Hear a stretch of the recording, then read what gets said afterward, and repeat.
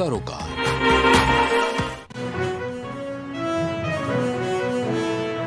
NCR की तर्ज पर एससीआर बनाने की तैयारी, आज सदन में योगी पेश करेंगे विधेयक।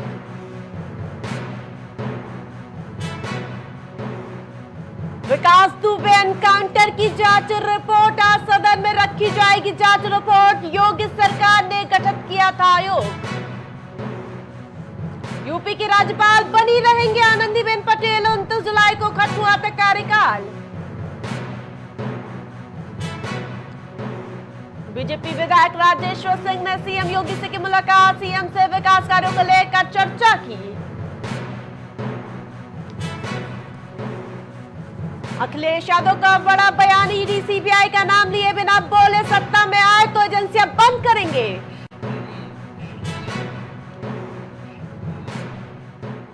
नमस्कार, आप देख रहे प्राइम टीवी, मैं हूं आपके साथ आरती तिवारी। वक्त हो चुका है शहर शहर खबर का, जहां आपको बता दें कि आज मानसून सत्र का तीसरा दिन है और इस बीच यूपी के मुख्यमंत्री योगी आदित्यनाथ आज विधानसभा में उत्तर प्रदेश की राजधानी लखनऊ में एनसीआर की तर्ज पर एससीआर बनाने संबंधी बिल पेश करेंगे।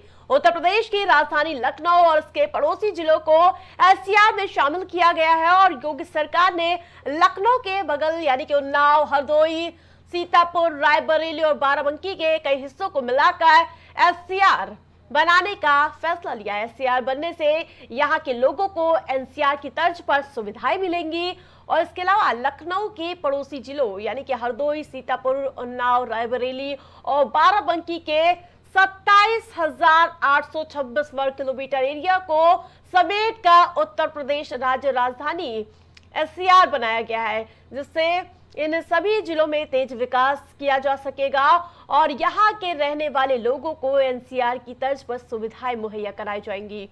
एससीआर में राजधानी लखनऊ समेत आसपास के 5 जिलों में से जो व्यवस्थाएं होंगी, लखनऊ से उन्नाव, हरदोई, रायबरेली, सीतापुर, बाराबंकी तक सिटी बस और मेट्रो रेल सेवा संचालित की जाएंगी, जिससे लाखों लोगों को फायदा मिलेगा। इन शहरों में पानी की व्यवस्था, बिजली व्यवस्था और ऐसी ही अनेक इंतजाम एक जैसे होंगे, जिससे लखनऊ समेत आसपास के शहरों का विकास राजधानी के तर्ज पर होगा।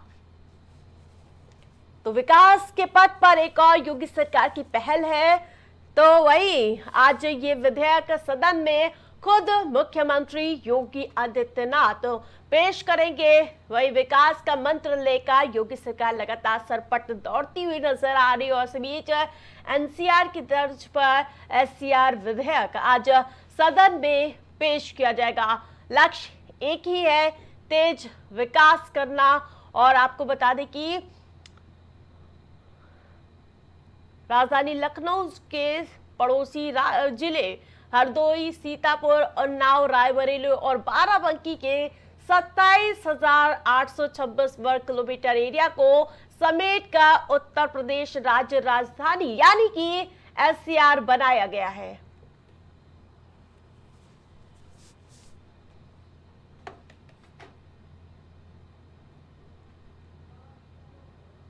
जिससे इन सभी जिलों में तेज विकास किया जा सके और यहाँ के रहने वाले लोगों को एनसीआर की तर्ज पर सुविधाएं मुहैया कराई जाए और इसी सुविधाओं में बेहतर बिजली देना, अच्छी सड़कें हो और इसके अलावा जो राजधानी में है व्यवस्थाएं, वैसी व्यवस्थाएं हरदोई, सीतापुर, उन्नाव, रायबरेली और बाराबंकी जिले को भी मुहैया कराई जाए। इसको लेकर आज विधेयक पेश करेगी योगी सरकार।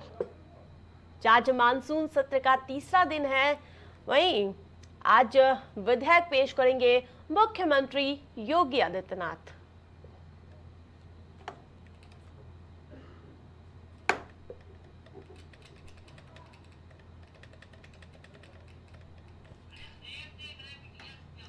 वहीं आपको बता दी कि लखनऊ के पड़ोसी जिलों हरदोई, सीतापुर, उन्नाव, रायबरेली, इसके अलावा बाराबंकी के 27,826 वर्ग किलोमीटर एरिया को समेट का उत्तर प्रदेश राज्य राजधानी क्षेत्र बनाया गया है, जिसमें इन सभी जिलों में तेज विकास किया जा सके और यहाँ के रहने वाले लोगों को एनसीआर की तर्ज पर सुविधाएं मिल सकेंगी।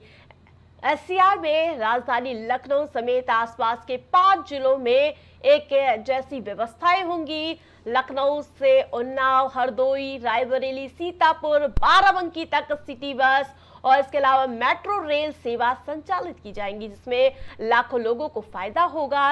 इन शहरों में पानी की व्यवस्था, बिजली व्यवस्था और ऐसी ही अनेक इंतजाम एक जैसे होंगे, जिससे लखनऊ समेत आसपास के शहरों का विकास राजधानी की तर्ज पर होगा।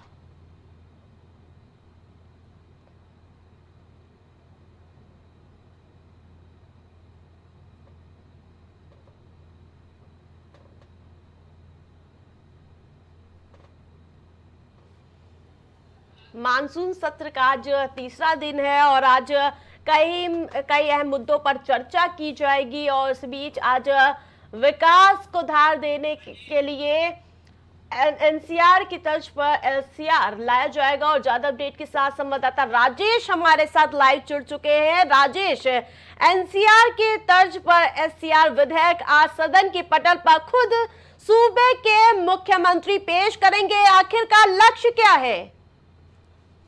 देखिए आरती, अगर हम बात करें आज सदन में, तो जाहिर सी बात है सदन में जिस तरीके से आज सदन का तीसरा दिन है और तीसरे दिन में आज सबसे बड़ा मुद्दा जो है, सबसे बड़ा जो लक्ष्य है, आज एनसीआर की तरफ पे जिस तरीके से दिल्ली एनसीआर बना हुआ था उसी की तर्ज पे आज जो है एससीआर बन रहा है, जिसमें एससीआर में कई जिले आ रहे हैं।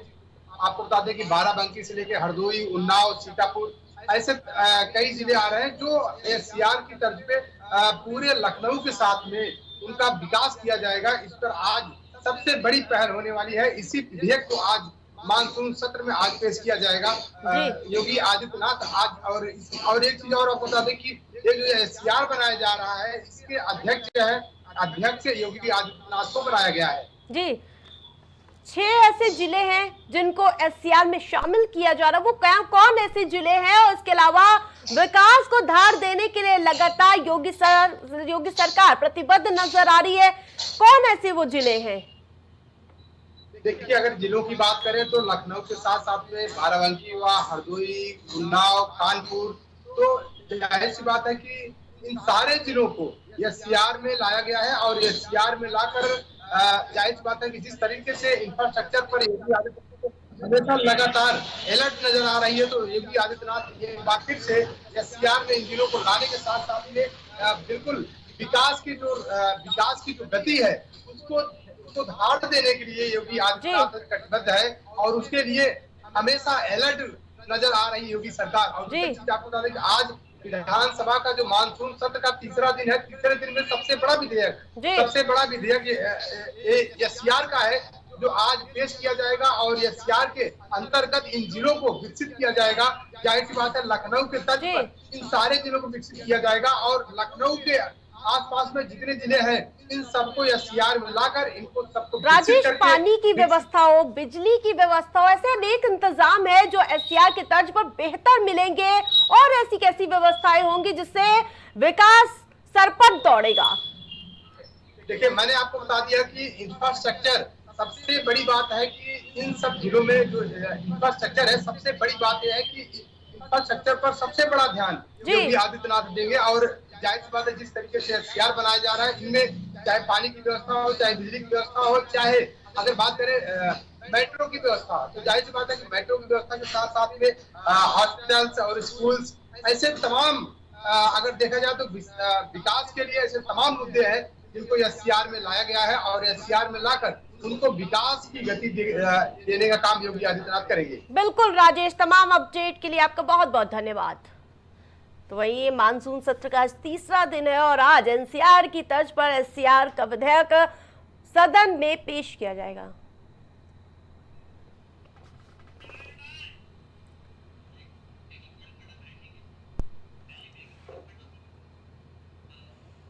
सूत्रों के हवाले से इस वक्त की बड़ी और अहम अपडेट आपको बता रहे हैं, जहां लखनऊ से बड़ी अपडेट आपको बता दें कि आनंदीबेन पटेल राज्यपाल बनी रहेंगी, यूपी की राज्यपाल बनी रहेंगी आनंदीबेन पटेल। 29 जुलाई को खत्म हुआ था कार्यकाल। यूपी में किसी राज्यपाल का नहीं बढ़ा है कार्यकाल। आपको बता दें कि यूपी की गवर्नर आनंदीबेन पटेल ने रिकॉर्ड बनाया है। आनंदीबेन पटेल को ही दूसरा मौका मिला है। लखनऊ से बड़ी अपडेट आपको बता दें, सूत्रों के हवाले से बड़ी जानकारी सामने आ रही है कि यूपी की राज्यपाल बनी रहेंगी आनंदीबेन पटेल। 29 जुलाई को खत्म हुआ था कार्यकाल, तो वही अब ये जानकारी सामने आ रही है कि राज्यपाल बनी रहेंगी आनंदीबेन पटेल। एक बार फिर से हमारे साथ राजेश जुड़ चुके हैं। राजेश ज्यादा अपडेट के साथ हमारे साथ जुड़े हैं। राजेश, एक बार फिर से राज्यपाल बनी रहेंगी आनंदीबेन पटेल, क्या कुछ जानकारी सामने आ रही है? बिल्कुल आरती, अगर बात की जाए आनंदीबेन पटेल की, तो जिस तरीके से अगर राज्यपालों की बात की जाए तो किसी का कार्यकाल अभी तक बढ़ा नहीं था, लेकिन अगर उत्तर प्रदेश के राज्यपाल की बात की जाए आनंदीबेन पटेल का एक बार फिर से कार्यकाल उनका बढ़ा दिया गया है। 29 जुलाई को उनका कार्यकाल पूरा हो रहा था, लेकिन इसके बाद उनका कार्यकाल बढ़ा दिया गया। तो जाहिर सी बात है कि जिस तरीके से उत्तर प्रदेश में 10 विधानसभा सीटों पर उपचुनाव होना है, तो ऐसे कई सारे मुद्दे हैं जिनको लेकर आनंदीबेन पटेल को एक बार उनका कार्यकाल बढ़ाया गया है। अगर देखा जाए तो जिस राष्ट्रपति की तरफ से उनका कार्यकाल बढ़ाया गया है, तो जिस तरीके से ऐसे तमाम उत्तर प्रदेश में जानकारी सामने आ रही कि 3 महीने के लिए ये कार्यकाल बढ़ाया जा रहा है। बिल्कुल बिल्कुल, जिस तरीके से मैंने बताया आपको, जिस तरीके से अभी उत्तर प्रदेश की जो राजनीतिक गतिविधियां हैं उनको देखते हुए उनका कार्यकाल बढ़ाया गया है और 3 महीने का कार्यकाल उनका बढ़ाया गया है। इसके बाद क्योंकि आनंद में अभी किसी राज्यपाल की नियुक्ति यहाँ पर नहीं हो सकती थी, जिसकी वजह से उनका कार्यकाल 3 महीने के लिए बढ़ाया गया है। लेकिन अगर फिलहाल अगर देखी जाए तो जिस तरीके से उत्तर प्रदेश में अभी विधानसभा के जो चुनाव है, जो 10 सीटों पर चुनाव होना है विधानसभा का, तो जाहिर सी बात है कि उन्हीं सारी चीजों को देखते हुए इनका कार्यकाल बढ़ाया गया है। और अभी आनंद में किसी राज्यपाल की नियुक्ति यहाँ पर नहीं हो सकती थी, जिसके लिए 3 महीने का कार्यकाल का बढ़ा दिया गया है और इसके बाद 3 महीने के बाद फिर किसी राज्यपाल को यहाँ पे नियुक्ति दी जाएगी। बिल्कुल, तमाम अपडेट के लिए आपका बहुत बहुत धन्यवाद राजेश।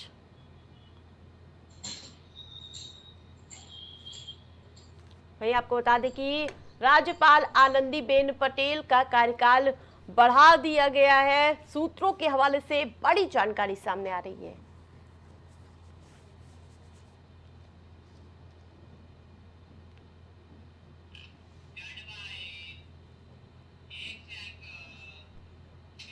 यूपी विधानसभा मानसून सत्र का आज तीसरा दिन है। मंगलवार को सदन में अनुपूरक बजट पेश हुआ। 8 पुलिसकर्मी की हत्या करने वाले कानपुर के चर्चित विकास दुबे मामले की गठित न्याय आयोग की रिपोर्ट बुधवार को विधानसभा में आज रखी जाएगी। सदन में विकास दुबे एनकाउंटर जांच की रिपोर्ट रखी जाएगी। योगी सरकार ने विकास दुबे के एनकाउंटर के बाद रिटायर्ड जस्टिस शशिकांत अग्रवाल के नेतृत्व में एक सदस्यीय जांच का आयोग किया था, यानी कि गठन किया गया था और इस आयोग की रिपोर्ट आने में देर हुई थी। आज इस बात पर नजर रहेगी कि विकास दुबे की जांच रिपोर्ट में आखिरकार क्या है। तो वहीं आपको बता दें कि आज का दिन बेहद ही अहम होने वाला है, क्योंकि 4 साल पुराने जो वाकया है उसका आज सच सामने आने वाला है और जिसको लेकर सभी की निगाहें हैं कि आखिरकार उस एनकाउंटर के पीछे की वजह क्या थी। और आज जब ये सदन में मुद्दा उठेगा तो विपक्ष भी हमलावर हो सकता है और आज 4 साल बाद वो सच सामने आने वाला है, जिसको हर किसी को जानना था कि आखिरकार उस एनकाउंटर में क्या हुआ था, कैसे वो एनकाउंटर हुआ था। आज आयोग उसकी रिपोर्ट पेश करेगा। आज सदन में विकास दुबे एनकाउंटर जांच की रिपोर्ट रखी जाएगी। योगी सरकार ने विकास दुबे के एनकाउंटर के बाद गठित की थी जांच आयोग। तो वहीं ज्यादा अपडेट के साथ हमारे साथ मोहम्मद कलीम लाइव जुड़ चुके हैं। कलीम, आज क्या 4 साल पुराना वो सच विधानसभा के पटल से उजागर हो जाएगा? देखिए आरती जी, जिस तरीके से बात की जाए, विधानसभा सत्र का आज तीसरा दिन है जी। और तीसरे दिन की अगर बात की जाए, क्योंकि इससे पहले अगर विधानसभा सत्र में योगी सरकार ने लव जिहाद के साथ साथ धर्मांतरण के मामले का मुद्दा उठाया था और उस मुद्दे पर जो है मोहर लगाने की बात कही थी। जी। लेकिन अब अगर तीसरे दिन की बात की जाए तो तीसरे दिन न्याय आयोग वो रिपोर्ट सौंपेगा, यानी कि 8 पुलिस कर्मियों की हत्या करने वाला विकास दुबे इनकाउंटर, यानी कि जो इनकाउंटर के लिए के विषय पे जो पूरी जांच न्याय आयोग गठन किया गया था, वो न्याय आयोग ने पूरी जो जांच की थी वो रिपोर्ट आज सत्र में रखी जाएगी और उससे कई खुलासे भी होने के संभावना है। यानी कि अगर बात की जाए विकास दुबे के पीछे किसका शह था, विकास दुबे को कौन आके संरक्षण दे रहा था, कहीं ना कहीं इस मामले में भी आज जो रिपोर्ट रखी जाएगी उसमें खुलासे हो सकते हैं। फिलहाल विकास दुबे की अगर बात की जाए तो विकास दुबे को लेकर के काफी चर्चा का विषय बना रहा है, क्योंकि वो कानपुर का विकास दुबे जिस तरीके से नाम से जाना जाता था, उस मामले को लेकर के लगातार कई सवाल भी उठ रहे थे। पक्ष विपक्ष के नेताओं पर भी कई सवाल उठ रहे थे, यानी कि उसको सह देने में पक्ष विपक्ष दोनों का और जो नाम सामने आ रहा था, जैसे उसको गिरफ्तार करके लाया गया था, उस दौरान रास्ते में उसका एनकाउंटर किया गया था। एनकाउंटर के पीछे क्या कुछ वजह थी, उन सभी मामलों पर कहीं ना कहीं आज जो रिपोर्ट न्याय आयोग सौंपेगी उसमें पर्दे भी उठ सकते हैं। आरती जी, करीम, रिटायर्ड जस्टिस शशिकांत अग्रवाल की टीम इस पर पूरी रिपोर्ट तैयार की है, क्या रिपोर्ट हो सकती है कलीम? देखिए फिलहाल जिस तरीके से अगर रिपोर्ट की बात की जाए, इसमें कई पुलिसकर्मी तो शामिल होने बताए गए थे, क्योंकि जैसे ही विकास दुबे एनकाउंटर हुआ था, न्याय आयोग की अगर बात की जाए शशिकांत दुबे के अध्यक्षता में जो पूरी रिपोर्ट तैयार की जा रही थी, उसके बाद कई पुलिसकर्मियों के ऊपर कार्रवाई भी देखने को मिली थी।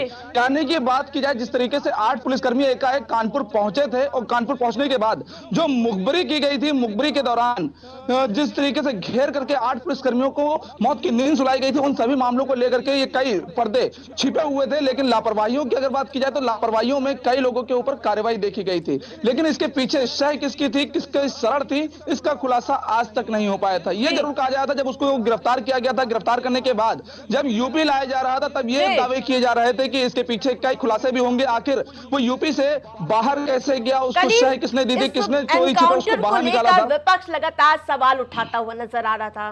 वही आज जब ये विधानसभा में मुद्दा उठेगा तो विपक्षी दल एक बार फिर से घेरते हुए नजर आ सकते हैं। देखिए जाहिर सी बात है, क्योंकि जिस समय विकास दुबे को यूपी लाया जा रहा था आरती जी, तो उस दौरान कई कयास लगाए जा रहे थे। विपक्ष के प्रतिपक्ष नेता की अगर बात की जाए, उन्होंने भी कई दावे किए थे कि विकास दुबे से पूछताछ में कई खुलासे होंगे, जो मौजूदा सरकार पर भी कई बार निशाना साधा गया था कि उनको सह दी गई थी और उस सह के आधार पर विकास दुबे 8 पुलिसकर्मियों की हत्या करने के बाद, लुकआउट नोटिस जारी होने के बाद भी वो यूपी से बाहर निकल गया और एकाएक नाटकीय ढंग से जिस तरह से उसने मंदिर में गिरफ्तारी दी थी और गिरफ्तारी के दौरान उसने एक जो शोर मचाया था कि कानपुर का विकास दुबे, यानी कि वो अपनी पहचान बता रहा था। उस दौरान जब गिरफ्तारी हुई थी और गिरफ्तारी के बाद जब उसको यूपी लाया जा रहा था, तब ये जरूर ये कहा जा रहा था कि इसके पीछे कलीम नजर बनाए रखिए। तमाम अपडेट के लिए आपका बहुत बहुत धन्यवाद। तो वही आज विकास दुबे का मुद्दा भी सदन में यानी कि विधानसभा में उठाया जाएगा। तो वही 4 साल बाद सच आने की उम्मीद जताई जा रही है। यूपी में बड़े स्तर पर प्रशासनिक फेरबदल देखने को मिल रही है। वहीं आपको बता दें कि एक और अपडेट आपको बताया, जहां यूपी में 8 आईपीएस अफसरों के तबादले कर दिए गए हैं। अजय कुमार बने 32 वाहिनी पीएसी के कमांडेंट, संतोष कुमार मिश्रा बने एसपी कुशीनगर। एक बार फिर से तबादला एक्सप्रेस चली है। राजधानी में अभिषेक यादव बने एसपी रेलवे प्रयागराज। धवन जायसवाल को एसपी फतेहपुर बनाया गया। और ज्यादा अपडेट के साथ मोहम्मद कलीम फोन लाइन पर हमारे साथ जुड़ चुके हैं। कलीम, 8 आईपीएस अफसरों के तबादले हो गए, एक बार फिर से तबादला एक्सप्रेस चली है, क्या कुछ जानकारी मिल पा रही है? देखिए आरती जी, जिस तरीके से बात की जाए तबादला एक्सप्रेस जो चली है, क्योंकि इस मामले को लेकर के पहले से ही कुछ समय पहले से ये कयास लगाए जा रहे थे कि कुछ आईपीएसओं के तबादले किए जाएंगे, यानी कि कुछ आईपीएसओं की कुर्सी खतरे में थी। और जो लापरवाहियों की बात की जाए, जैसे अभी बलिया का कांड हुआ, बलिया कांड के साथ साथ कई ऐसी जगहों के कांड देखे गए जिसके बाद से जो पुलिसकर्मियों पर सवाल भी उठ रहे थे। आईपीएसओ की बात की जाए, उन पर भी कई सवाल खड़े हुए थे। उसके बाद से एक सूची जो तैयार हो रही थी, उन सूची के आधार पर जो कयास लगाए जा रहे थे, उस कयासों पर अब पूरी तरीके से मोहर लग चुकी है। और उसी मोहर के आधार पर ये जो तबादला है, ये देर रात तबादला एक्सप्रेस लाया गया और 8 आईपीएसों को इधर से उधर किया गया है। जो कुछ बड़ी जिम्मेदारी पीएससी को दी गई है, यानी कि कुछ पीएससी के साथ साथ कमिश्नरी में जो चार्ज दिए गए हैं उनके ऊपर एक बड़ी जिम्मेदारी। अब ये देखना होगा कि जो जिम्मेदारियां सरकार ने सौंपी है, ये जिम्मेदारियां कितनी बखूबी से निभाते हैं या फिर जिस तरीके से लापरवाहियां पहले आई उन लापरवाहियों पर कितना रोकथाम लगा पाते हैं। बिल्कुल, तमाम अपडेट के लिए बहुत बहुत धन्यवाद कलीम। बीजेपी विधायक राजेश्वर सिंह से मुख्यमंत्री योगी आदित्यनाथ ने मुलाकात की है। सीएम से विकास कार्यों को लेकर राजेश्वर सिंह ने चर्चा की है। अनुपूरक बजट के लिए सीएम का आभार व्यक्त किया। बीजेपी विधायक राजेश्वर सिंह ने सीएम योगी से मुलाकात की है और जिसकी तस्वीरें भी आपको प्राइम टीवी के माध्यम से दिखा रहे, जहां सीएम से विकास कार्यों को लेकर राजेश्वर ने चर्चा की है। अनुपूरक बजट के लिए सीएम योगी का आभार व्यक्त किया। यहां प्राइम टीवी के माध्यम से आपको दिखा रहे वो तस्वीरें मुलाकात की सीएम योगी से राजेश्वर सिंह ने मुलाकात की। कई विकास कार्यों पर चर्चा की गई। अलीगढ़ से बहुत बड़ी खबर सामने आ रही है, जहां बजरंग दल का हल्ला बोल प्रदर्शन, योगी लाओ संस्कृति बचाओ का प्रदर्शन किया गया। गांधी पार्क बस स्टैंड तक निकाला गया पैदल मार्च। अलीगढ़ से बड़ी खबर, जहां बजरंग दल का हल्ला बोल प्रदर्शन देखने को मिला है। योगी लाओ संस्कृति बचाओ को लेकर प्रदर्शन किया गया। बजरंग दल का हल्ला बोल देखने को मिला है। गांधी पार्क बस स्टैंड तक ये पैदल मार्च निकाला गया, जिसकी तस्वीरें आपको दिखा रहे हैं।